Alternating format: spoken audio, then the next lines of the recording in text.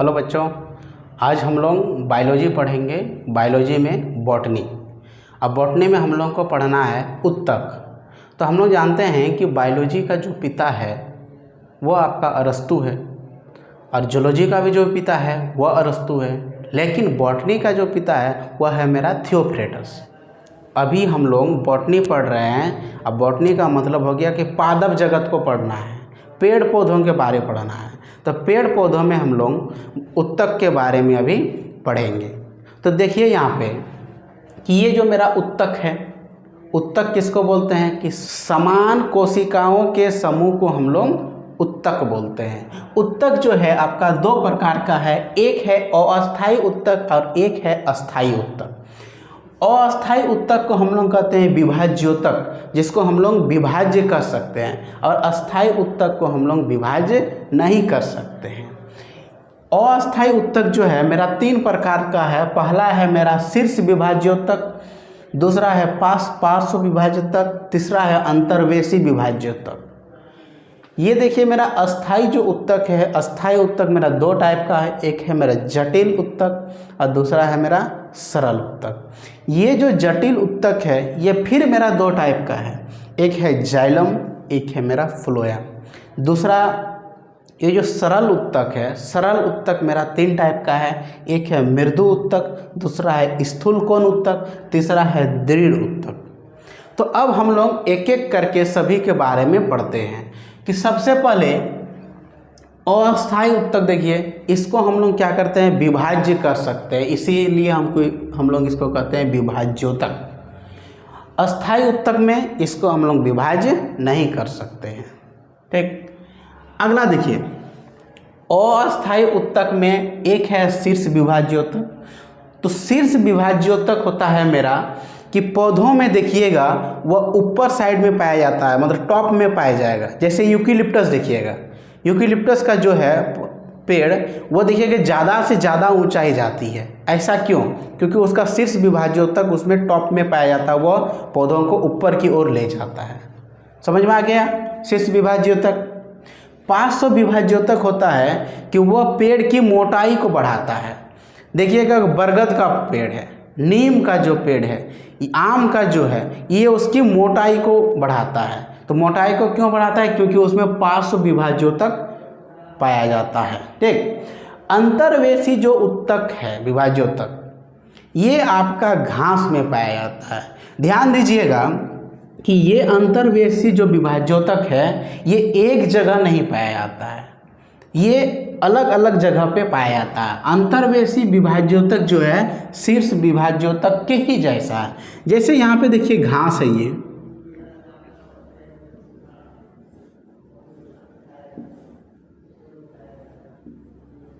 जड़ है, ये घास है मेरा। तो घास में अंतर्वेशी उत्तक एक यहाँ पाया जाएगा, इस जगह में, इस एरिया में, एक इस एरिया में पाया जाएगा, इस एरिया में पाया जाएगा, इस एरिया में पाया जाएगा। अंतर्वेशी विभाज्योतक एक जगह नहीं पाया जाता, ये अलग अलग जगह में पाया जाता है। इसका एग्जाम्पल में घास है। तो इसमें देखिएगा कि अगर ये सब छोटे पौधों में होते हैं, अगर यहाँ से अगर खा गया कोई बकरी खा जाने के बाद देखिएगा फिर से वह घास निकल जाएगा। ऐसा क्यों?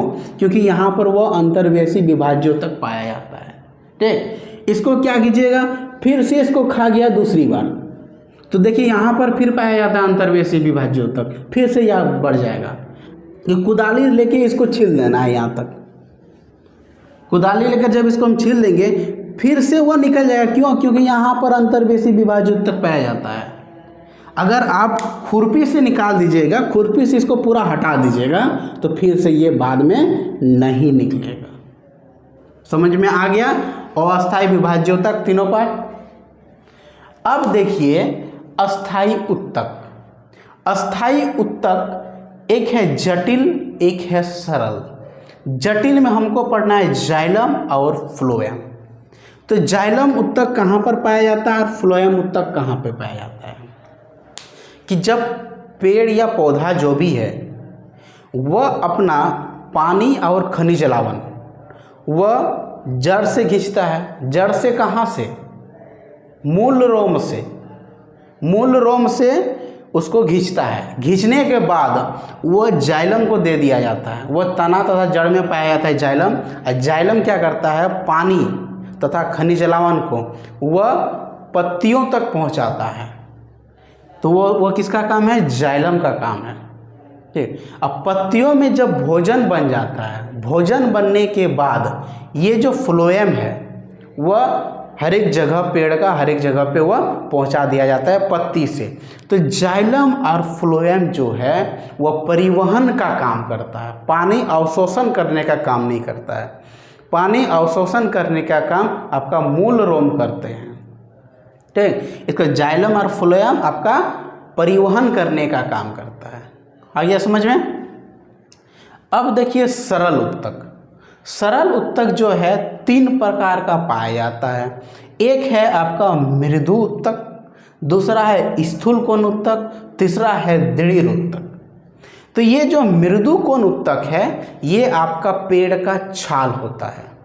पेड़ का जो छाल बना हुआ होता है वह आपका मृदु उत्तक का बना होता है। तो मृदु उत्तक जो है देखिएगा, पेड़ का जिसमें छाल है वह जो है थोड़ा भूरा कलर का है। जब उसको थोड़ा सा नोच लीजिएगा तो देखिएगा हरा हरा कर है। तो ये जो मृदु उत्तक है ये प्रकाश संश्लेषण में भाग लेता है, ये अपना भोजन को बनाता है।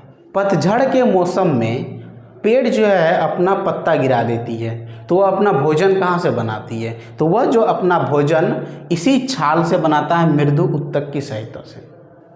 छाल से वह अपना भोजन बना लेती है।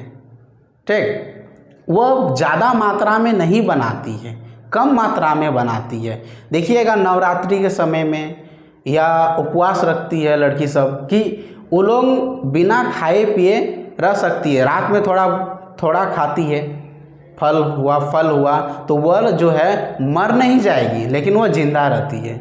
तो उसी तरह ये जो छाल है वो पत्ता गिरा देने से वह छाल से भोजन बनाती है, थोड़ा बनाती है, वह मर नहीं जाएगी लेकिन वह जिंदा रह जाती है। तो समझ में आ गया, पेड़ का जो छाल है वह मृदु उत्तक का बना होता है।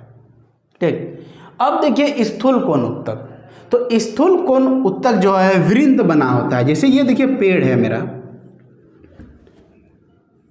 पेड़ है, पेड़ से जो इस तरह करके पत्ती निकली हुई है, इस तरह पत्ती,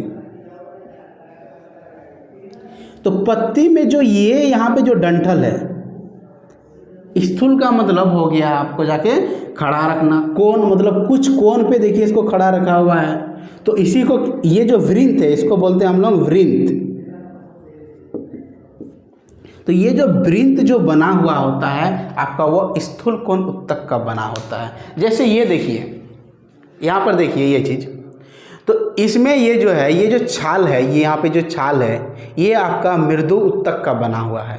यहाँ पे एक चीज़ ध्यान दीजिएगा, ये जो मेरा पत्ता है, ये पत्ता जो है, पत्ता जो यहाँ से यहाँ जो डंठल यहाँ पे बना हुआ है, ये चीज़ यहाँ से यहाँ देखिए ये जो बना हुआ है, तो ये जो आपका बना हुआ वह है स्थूल कोण उत्तक का है। ठीक, और ये जो ऊपर जा रहा है, तो ये ऊपर जो रहा है ये क्या है आपका शीर्ष विभाज्य उत्तक। अगर ये फैलेगा तो ये समझ लीजिए ये है मेरा पार्श्व विभाज्य उत्तक। और ये घास रहेगा अलग अलग जगह पर, मान लीजिए यहाँ पे काट देंगे, तो काट देने के बाद क्या होगा, वो फिर से बाहर निकलेगा। ठीक, तो उसमें क्या मिलेगा, अंतर्वेशी विभाज्य उत्तक। अब देखिए कि दृढ़ उत्तक, ये समझ में आ गया स्थूल कोण उत्तक। ये जो वृंत जो बना हुआ है यहाँ पे, वृंत जो है ये है आपका स्थूल कोण उत्तक का। अब आपका है दृढ़ उत्तक। दृढ़ उत्तक देखिएगा आप लोग नारियल में, अखरोट में मिलेगा आपका। नारियल का जो मोटा मोटा छाल है वह आपका ये दृढ़ उत्तक का बना होता है। आ गया समझ में टिश्यू का। देखिए इसको थोड़ा सा रिमाइंड कर लेते हैं हम लोग कि शीर्ष जो विभाज्य उत्तक है, शीर्ष विभाज्य उत्तक है, ये आपका पेड़ को ऊपर ले जाने में मदद करता है।